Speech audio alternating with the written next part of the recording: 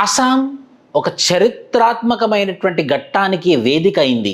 బ్రహ్మపుత్ర నది మీద కుమార్ భాస్కర్ వర్మ సేతు అనే ఒక సేతును నిర్మించారు. ఇదేంటంటే ఎమర్జెన్సీ సేఫ్ ల్యాండింగ్ అనమాట. సో ఎప్పుడైనా సరే అది యుద్ధం కావచ్చు, లేకపోతే డిజాస్టర్లో కావచ్చు, ఏ సిట్యువేషన్లోనైనా కూడా ఒక ఏరోప్లేన్ అక్కడ ఎమర్జెన్సీగా ల్యాండ్ అవ్వడానికి క్రియేట్ చేసినటువంటి రన్వే అనమాట.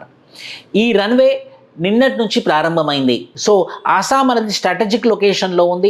ఆ పక్క మయన్మార్ 300 కిలోమీటర్స్, ఈ పక్క చైనా 200 కిలోమీటర్స్, ఈ పక్క బంగ్లాదేశ్ 150 కిలోమీటర్స్. సో స్ట్రాటజిక్ లొకేషన్లో ఉన్నటువంటి ఆసాం కాబట్టి సో సెక్యూరిటీ ప్రకారంగా, డిజాస్టర్ ప్రకారంగా, as well as emergency landing ప్రకారంగా ఇది అవసరం అని చెప్పి అనుకున్నటువంటి కేంద్ర ప్రభుత్వం ఈ పర్టికులర్ ఎమర్జెన్సీ ల్యాండింగ్ ఫెసిలిటీని మాత్రం స్టార్ట్ చేశారు.